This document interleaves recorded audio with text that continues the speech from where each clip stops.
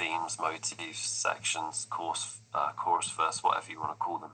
So, like, I've been in this area of like automatically generating music for quite a while. I just got interested in it because I wrote a lot of music and I enjoyed trying to like see if I could write in different styles based on, you know, listening to other people's music in that target style. So then I just, because I was interested in maths and computer science as well, like just started exploring what people had done to basically, you know, encode that knowledge in a computer language and see how good what the computer came up with was. So yeah, I was kind of in fairly early on. I mean, the field goes way back. If you like look at early examples of computer generated or probabilistically generated music, it's hundreds of years old. But like the first modern digital computer implementations is more like 1980s maybe.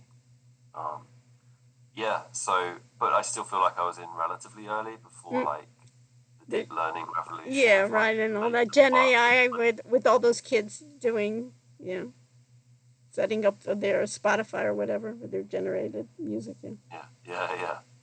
And yeah, I mean, I've done lots of different research projects as well. It's not always been, like automatically generated music. So, you know, the field that I would probably consider my home would be music information retrieval, or MIR for short. And I've been to the conference for that a number of times, which is called ISMIR, International Society for Music Information Retrieval. And often that's more on like the analytics side of music and audio rather than on generating music. So it's things like so that is basically trying to, that's kind of like database, kind of. Yeah, I mean, in the early years, it was just like, can we extract the beat locations from this audio? Like, you know, a human can do it, right? Most humans can clap along or tap along in the right places. Can we train an algorithm to do that? Can we train it to do it offline, or can we train it to do it as the music's happening live? You know, those are often kind of split up into different approaches. And yeah, like extracting, basically recreating the human capacity for listening to and understanding and relating pieces of music to each other. That's what that field is kind of dedicated to. And then, you know, it has the creative and generative components as well, but often they can be, I don't know, not necessarily well aligned with what musicians or composers or songwriters actually want. It, you know, like other areas of academia, it's just like self-fulfilling sometimes, and people come up with models and they do things, but it's like, oh, that's ended up replacing musicians, or that's not what they wanted in the first place. So definitely that's like my teaching. I just taught music and AI this semester. And what did you do there? At Frost. So we covered, you know, the history of music and computing, but we also did look at a lot of recent developments. I think I was interested in kind of, can you generate a piece of music from the beginning to end, but like last 5 years I've started working more with artists who just kind of want ideas, or they want, I don't know, something to sound different, but they like what they've got. And so I've kind of changed more to focusing on like what people are calling co-creation. So like just that's interesting. AI enhance human creativity. That makes not sense. Not necessarily enhance it, but at least nudge it in different directions. That makes sense. You know, help me like even to have I like that co-creation, right? Working as a team with someone else, and they give you some inspiration or they give you some direction, and you still have the human still there. Exactly. Yeah, and that's been a lot of fun. So like, I think we've got 4 or 5 songs now that, you know, me and my students and some music artists. Sometimes they're just like really up and coming and no one's heard of them. Sometimes they're quite well known. So yeah, we've worked with a number of people on that, and yeah, there's other projects like in the space of what else have people been working on with me? Some like podcast stuff. I have a student working on that, and then I'm about to start something. And what are you doing in the podcast stuff, you mean? So in the podcast space, it's really about like it's a research project on trying to figure out what podcast creators are interested in doing with AI that can be somehow integrated into their existing workflows, but you know is useful to them. So it's basically going to be an automatic kind of chapterization and a tool for basically making modular or different versions of podcasts that would suit different audience needs or interests. That's again is an assistant. Yeah. So there's that, and then I'm about to start a project looking at synchronized action in more than one area. So like obviously synchronized action is important in things like music ensemble playing, like, you know, eye contact between performers and kind of studying when, you know, when an ensemble is playing well, what that looks like to them, but also, you know, are the audience aware of that as well? Like when something's going And really how? well, And you're testing it how? How are you? well, so kind of, you know, capturing as much data as we can from the instruments. So some of the instruments have like, you know, MIDI, like MIDI capabilities. So you can basically get pretty much exactly what was played when, but also doing like kind of video capture of looking at things like eye contact or, you know, facial expression. So that hasn't started yet, but we'll do that in the fall. And at the same time, looking at synchronization in some athletics as well. So that will be studied in a different way because, you know, MIDI isn't a thing in sports, but we'll try to get some kind of automatic analysis of player position and, you know, where's the ball. Yeah, I've worked with Panasonic on that years ago. They were doing it in their cameras, so they wanted to keep track. This was even a while back, and they sent 2 engineers from Japan at that time to my lab, and then they basically wanted to, you know, even with soccer or whatever, they would start tagging it along the way. This was a number of years ago, and they wanted to put that into their cameras as almost that sensing. And then they were interested also in me because we had all those sports teams, so they thought that, you know, you could try it out on the football, the tennis. So I'm working with the soccer coaches on getting that up and running, and I mean there's no end of right, of course. But they really and they're already paying for some stuff, and I know, you know, athletics in general has a pretty big budget, but I was wondering whether we could do some of this using machine learning and computer vision, basically on the cheap, basically do it ourselves a bit because, you know. Yeah, right. Well, especially with the vision, you know. Like I've also worked with, I don't know, you know, Mobileye. Have you heard of them? You probably know them, but you don't know that they do it. For instance, they're a company in Israel. This was started by 2 professors, computer science professors. And what they do is, you know, they do autonomous cars now, but they even do all your, with the cars, you know, like lane departure and stopping and all that. They've been setting that up with AI and vision. So they started off with 2 professors, and then who I know is they got a computer engineer to do the chips, and then there were 3 of them, and then this was a while back, they sold to Intel, the company, for $16 billion with a B dollars, and then they came to me, right? And this is how you can trust a professor, right? They said, you know, we got an offer for $5 billion, and what do I say? Take the money and run. And they go, no, Goldman Sachs said we could get more, you know. So they ended up from me where I say take it at $5 billion, right? I think that's enough. They sold it for $16 billion. Then Intel took them, made them a separate subsidiary of them. But then Intel was doing so poorly and they were doing so well, they brought them back out to the market again for a new IPO at $32 billion, and now they're more, you know. But anyways, but they're getting into, and then they've decided to do an AI lab also to, you know, on the side. But anyways, right. So it's the same kind of things of those sensors and, you know, that's a whole area. So we'll see how that goes. Like, it's a pretty low budget. Yeah, it's the only idea. The only problem is, where do you focus?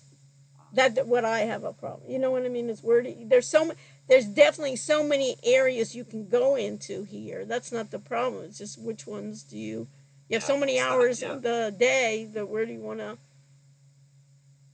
exactly put that? And what did you say about You said you had some lab or something, AI, music, Oh AI yeah, lab? well, like I've kind of carried around as I've moved from institution to institution. I've Mm-hmm. kind of, had a group of students working with me. So I've generally I called it the Music Computing and Psychology Lab. So that's like what my research homepage kind of, I suppose, manifests. Mm-hmm. And And what yeah, are the you main doing in the project. psychology end of it? So what's the psychology Well, part of I it? feel like pretty much everything with music comes back to what do we perceive in music, and trying to understand that well, because otherwise you create a mismatch where you end up making software that no one can kind of hear what it's doing. Right. So like yeah, that's where the music psych comes in. Like from back in the PhD days, kind of So you studied what in your PhD? Well, my PhD was from the UK, so it was like research from day one. So I didn't do classes in Yeah, anything. yeah, I but your suppose research it was was in it what? was in computer science, but Okay. the topic was like automatic music generation. Okay. So you even started with that way back then. And then Yeah, before this, you were where? Before UM? University of York in the Okay. UK. Okay. Well, that was pretty good. Like there were, I mean, UK academia is kind of crumbling a little bit because they changed their funding. The government Yeah. changed the funding Yeah. model, Yeah. so Mm. it's been bad there. But yeah. So well, as yeah, we've talked about the fringe projects with the podcasting there, and then Mm-hmm. some of the computer vision stuff. But yeah, the main stuff. I mean, occasionally like we'll have stuff like that I feel has some commercial potential. So like I did make a site that aggregates various music generative AIs, but I've never really been so interested in um, kind of trying to make it scalable and like uh, putting in ways to get money off people Mm-hmm. and like get repeat use. But I do have like a closed kind of beta for something that aggregates some of my music generative AIs and some of my other students or colleagues Mm-hmm. And models. you're So are you a musician as well? Do you play? oh Yeah. yeah. So I play piano and guitar. Okay. I sing pretty badly. I'm not in a band or anything right now, Were but you ever? not a famous band, but I played No, in bands. nobody been in band. Yeah, right. I know. Yeah, You well, were no, yeah, you weren't with the Beatles. most people at Frost, most What? people at Frost School are kind of, if they're in performance, they're relatively well known, right? Yeah, So yeah, yeah. But that's not what I meant. the music engineers, we don't have that as Yeah, like a, right. But some there's music engineers that do the generator, but don't. Yeah, okay. I just wanted. oh yeah, for sure. There's lots of people in that Izmir community who've like got not much idea about music. I think Right, that's right. sometimes where the disconnects Yeah, kind of crop sometimes up. that's what I was getting to. Yeah, Okay, great. yeah. So I mean, and there's a project at the moment that I'd be interested to show you at some point. It Yeah. needs to be slightly more usable. It's more in a music discovery space, like playlist or artist exploration. Basically, that one at some point it might be interesting to have a University of Miami business student use it as the topic of like a marketing or like innovation study because this I feel like I sometimes run out of time and interest Yeah. when like the tech is built, and I sometimes know, I know. I I, get I that will too. even I get that I will too. I get that too. I built it right, and then I lose interest. I don't want to. You don't know how many projects I have, and people come up to me so many times, and they think I'm selling something, and I said I'm not selling this. We did some work with forecasting the stock market, and it turned out the same algorithm to forecast the stock market is very similar to Google and the search engines. mm, So what we've been able to do is get number one on the search engines with videos. And when I show that in conferences, I'll get, the community come, oh, can you do, they think I'm some Indian, doing SEO or something where, can you do that, like insurance company, can you do that for me, And I said, number one, maybe I could, but number two, I'd be, arrested by Google, that I'm violating all their one. And number two, I'm not interested in that. You know what I mean? This is a project, so I'm just saying I can relate to that of so many problems that they're coming to me and saying, oh, or other people saying, you're not doing a good job. They think I'm selling it, because I'm so excited at the time about it, of what we found, in research, but I'm not. Yeah. Yeah, sometimes, like often I'll at least manage to make something like a web service where someone can run a model that I've worked on.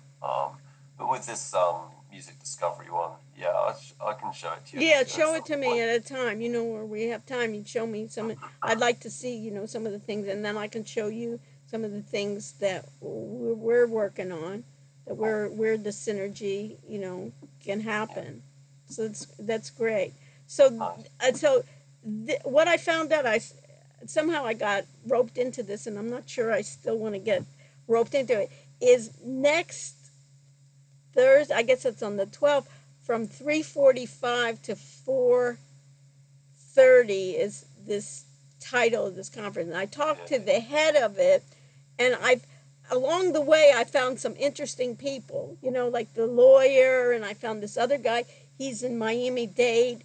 He does some music, and he's doing some albums in the blues, and he's a philosophy PhD, and he's teaching a course in Miami-Dade on ethics okay. for the students. So I thought he was interesting, Yeah, And then I had another guy that used to be the CTO. He was like IT director of Miami-Dade, but he's really a musician. So he's kind of he has some music that he's doing on his own, and then he's going to help governments also do smart cities. And then I, got some money with this guy that I think he does social marketing or something for a living.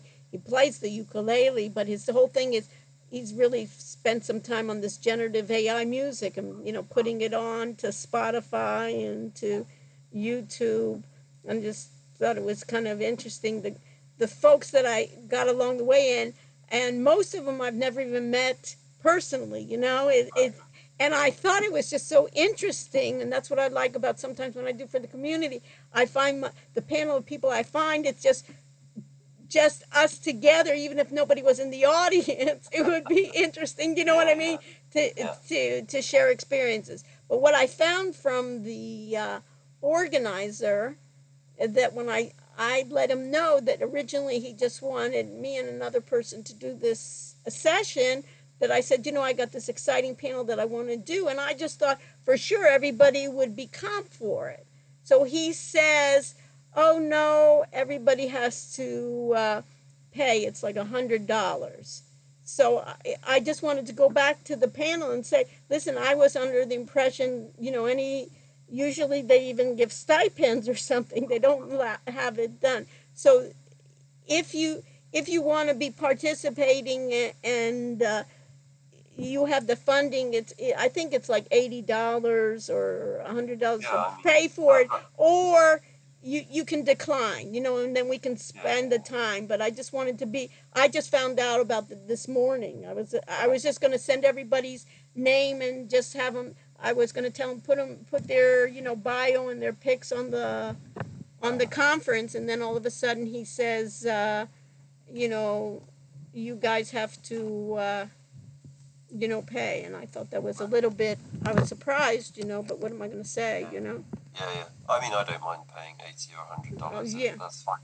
If I don't like it's I'll be back in Miami end of this week, so like I definitely can contribute in person. Like I don't Okay. live too Okay. far And what from would you where. like to talk about? And I'll then put your name on, and then have him to tell you, what code, and he'll tell Yeah, everybody if they need their bios and pics. But what would you, and so we don't have a lot of time. So like no, a I like people to show something. That's kind of okay, my, and, but like for 5 minutes or something, what would you want to, and then he probably. told me that maybe he would, when it was interesting, maybe we could do afterwards, he would do an extra panel for us, because I said we have so many people, it's a shame Yeah, not to have more time. But in I would general, probably.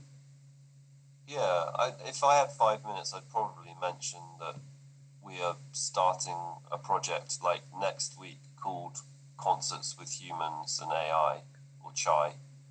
And it's got three components to it at the moment, which is working with high school students, then working with Frost music students, and then working with external artists, basically studying the societal impact of these changes in music tech. So I could probably just limit it to something along those lines. And then they can, and then if we have more time, if they give us more time afterwards for a separate panel, let's do that. And if not, even we can spend time, afterwards we can go out and get a drink or something together, and we can show you our work, you can show us, you know what I mean, and we can just even have that personal connection. I think is fabulous. What I just, and I really appreciate it. So let's. Yeah, I'll have my I'll be kind of. I don't know what your expectation is of me and what the cost, if there'll be additional cost. He told me it'll be about $80. He'll give like a discount, and it'll be $80. But I'm leaving that up to you if you want to. You know what I mean? I just didn't think. Yeah. And I'm happy to do that. I was just wondering more like if I tend to like to turn up a bit earlier in the day. Yeah. No, you have it for the whole day. You can go. You can. Your $80 or whatever it is. I think it's $100 each day, and he was willing to give like a 20% discount. Nice. They're doing it on Wednesday and Thursday. You can look at their I don't know if you looked at their website. Yeah, I think I found my way there. Isn't it Tuesday and Wednesday? Is it maybe? Yeah, maybe it is. Maybe you may be right. Let me just check my calendar. Yes, you are right. It's Tuesday and Wednesday, not Wednesday and Thursday. Yes, so it is. Because this project is launching next week, I wouldn't be around on Tuesday anyway. Yeah. So this definitely is set at 3. It's set at 3:45 to 4:30. He's going to call me back. Okay. This guy, his name is Jean-Marie. He's from Haiti. I think he was just here. He's the founder of it. And the idea is good, and I didn't want, I was trying to convince him. So I said, I'll ask the panelists, those that want to, can contribute, those that feel that, they have other things, can do it. But so I'll send your information probably tomorrow, once I conclude with him, you and the others that that are willing, and then you can see. I had another student that he's in the business school, and he was in software engineering and electrical engineering, and he's also a musician. He wanted to show some things on the producing end of it, software. So it's an interesting group of, I'm excited just to meet you all, you know what I mean, and see where we go. And then there's the attorney too, who's a musician that does, the contract. He wanted to go at the end because he wanted to kind of say, I said, where do you want to go on the panel? And he said, I'd like to go at the end, kind of like to bring down the hammer and say, what's happening? Because that really is the key, really. What is the legal ramifications of all this, Right. Yeah, so on the Wednesday itself, like I think when the panel's done, I don't know, like I've got my family, I have like my family, basically I'm probably, I'd like to do, further meetings with you, but maybe, feel it. Wednesday.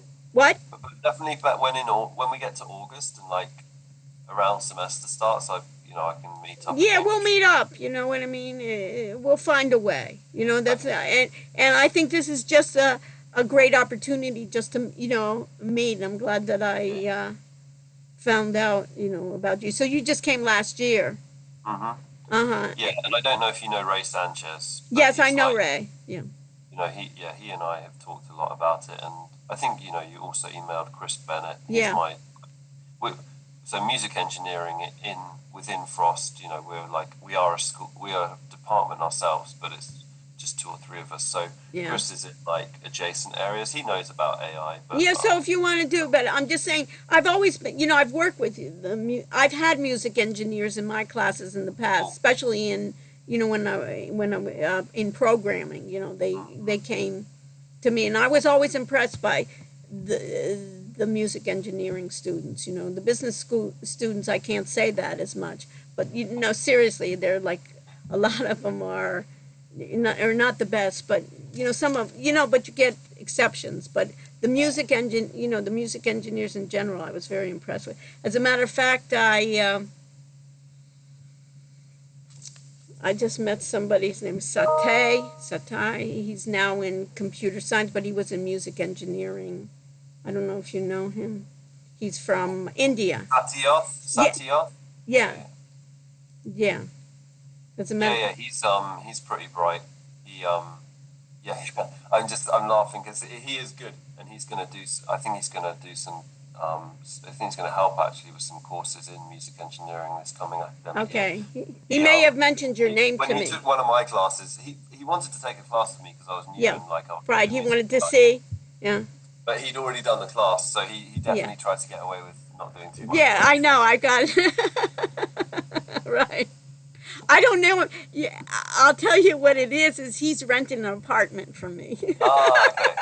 And when he rented an apartment, he told me his background. And then when he told me his background, I said, I have a music conference.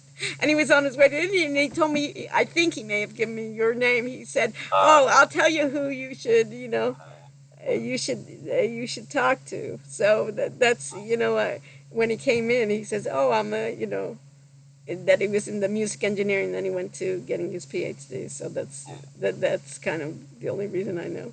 Okay, so small world. So let's do that. I'll send you an email probably either tonight or tomorrow, and it'll be to Jean-Marie introducing you as part of the panel. He'll send out whatever he decides, in terms of he'll send a code where you can get the discount. You could stay. You could. I know that you could pay for that one day, and then you can come, whatever time. I like to come early too. You know what I mean? So we can see, and I'll see. What I'll discuss with him too. Can you stay after 4:30 or no? You need to leave. Me? I mean, I probably can. Yeah. Okay, so if he gives us extra time, or he said, maybe I'll give you an additional panel, because there's so many people that, in 4 or 5 minutes, I think it doesn't do justice. We can discuss it on our own, but if we can have another, at least another maybe half hour that we can kind of conclude and get a discussion, I think it would be good. Yeah. Cool. Okay, great. So it's a pleasure meeting you. Yeah. And then we'll see each other next Wednesday. I'll send out a note for it. Perfect. Ciao, ciao. Bye, sir. Bye.